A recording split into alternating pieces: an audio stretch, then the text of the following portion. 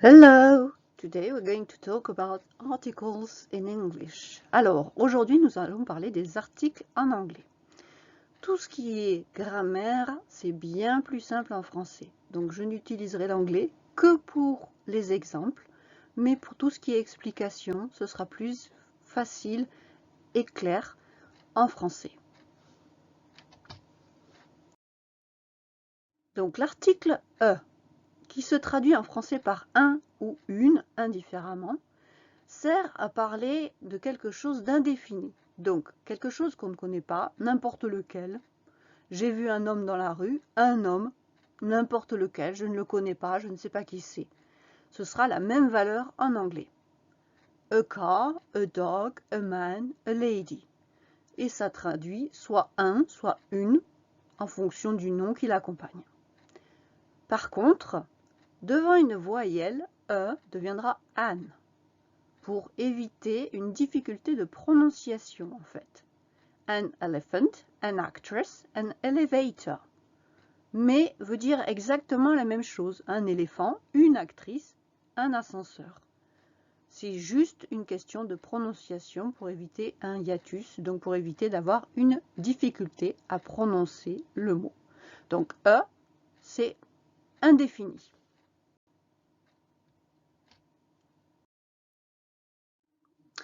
The, par contre, c'est l'article défini. Donc, il se traduira en français par le, la, les. On sait exactement de quoi on parle, de quoi ou de qui. Par exemple, j'ai vu l'homme dans la rue. Cet homme-là, oui, oui, l'homme dont nous avons parlé, tu vois qui c'est, tu sais qui c'est. Donc, ici, comme exemple, on a the queen, the mayor of the city, the twins, la reine, le maire de la ville, les jumeaux. Ça s'utilise donc pour le ou pour la, féminin ou masculin, mais aussi pour le pluriel, les féminins ou les masculins, indifféremment. The animals of the zoo are well treated. Les animaux du zoo sont bien traités. The elephants look quiet. Les éléphants ont l'air tranquilles. Voilà, donc the, c'est le, la, les, article défini. On sait de quoi on parle, on ne parle pas de n'importe quoi ou de n'importe qui.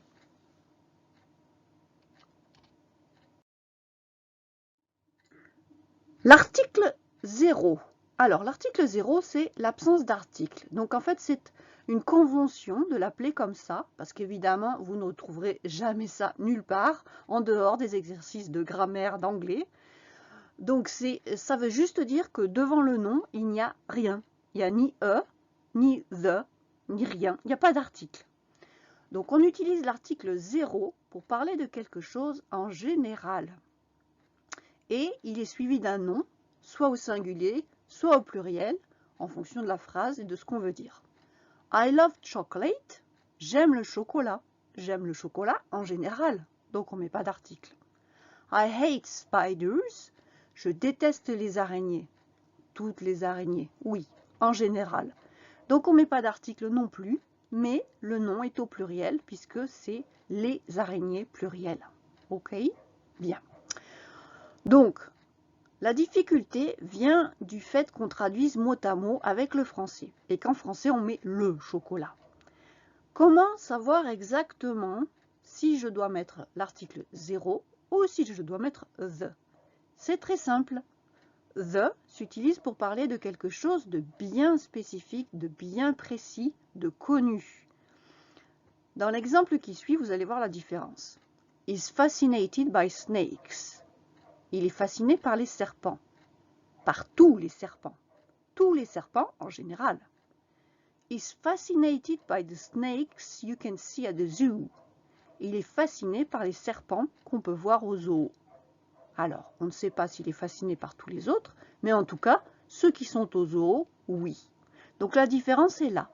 Dans le premier exemple, on parle en général, tous les serpents. Dans le deuxième exemple, on parle des serpents du zoo. Donc, c'est un endroit particulier. Ce sont des serpents, en particulier les serpents du zoo. Voilà la différence.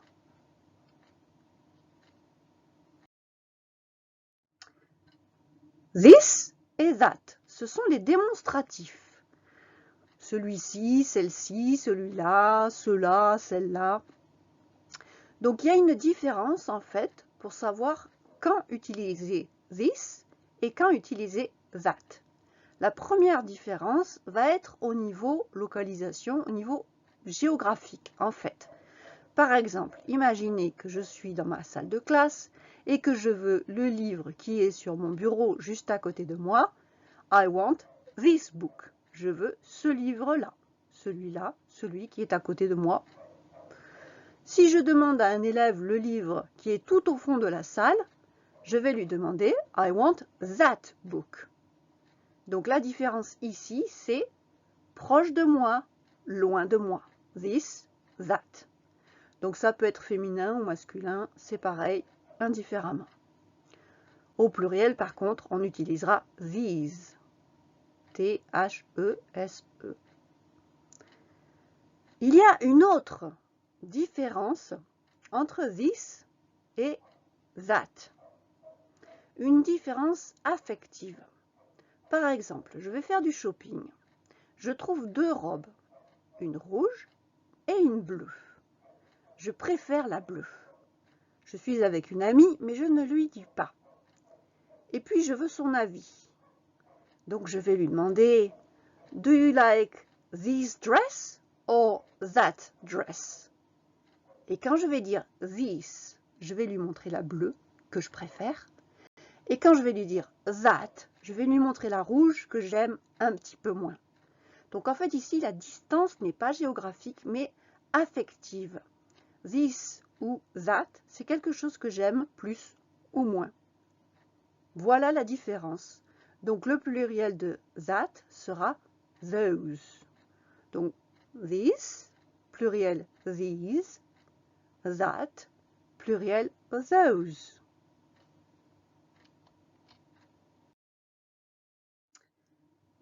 Les possessifs. Donc, vous avez ici dans le tableau toute la liste. Donc, encore une fois, vous voyez que l'anglais est bien plus simple que le français parce que, par exemple, my permet de traduire mon, ma, mes. Donc, masculin, féminin et pluriel. C'est le même mot. It's my bag, it's my cat, it's my house. On utilisera my. Donc, je vous les lis. My, your, his, her, its, our, their. Your. Your, vous vous souvenez qu'en anglais, il n'y a pas de tutoiement, vouvoiement. Donc, vous voyez un copain, vous lui dites « It's your book », c'est ton livre. Vous voyez la reine, vous lui dites « It's your book ». En français, on va dire « c'est votre livre », mais en anglais, ce sera « your », aucune différence. La difficulté provient de ce qui va arriver ensuite, entre « his » et « her ». Donc, en fait, ici, tous les deux veulent dire son, sa, ses. Mais la différence, c'est qu'on va les utiliser en fonction du possesseur. Par exemple, je parle de mon père. Je parle de ses chaussures. His shoes. Je parle de sa voiture. His car. Et je parle de sa maison. His house. Ça, c'est parce que je parle de mon père. His. Si je parle de ma mère, je vais parler de ses chaussures à elle. Her shoes.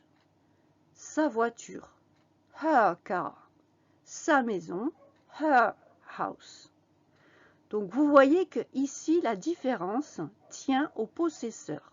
Est-ce que celui qui a l'objet est un homme ou une femme? Donc, on utilisera his ou her.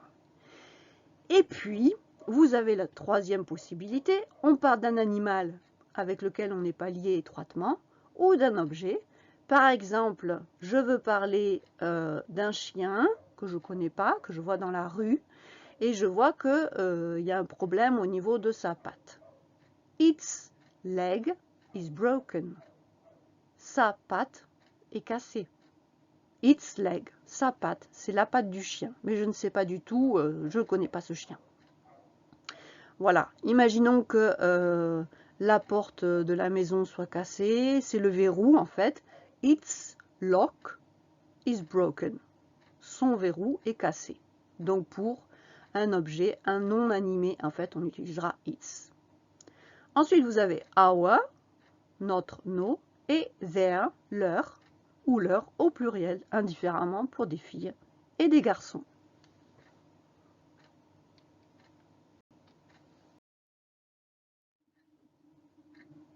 Les pronoms possessifs.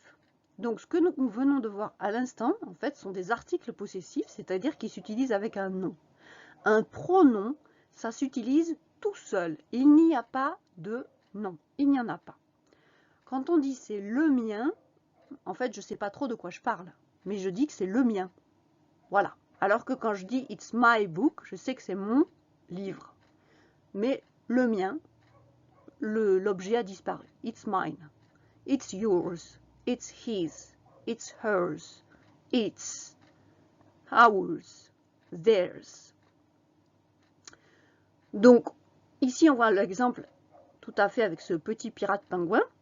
It's my treasure. C'est mon trésor. Donc là, c'était un article possessif. Mon trésor. Et puis au-dessous, il dit, c'est le mien, c'est à moi, c'est le mien, it's mine. Voilà, donc vous utiliserez les pronoms possessifs dans ce cas-là.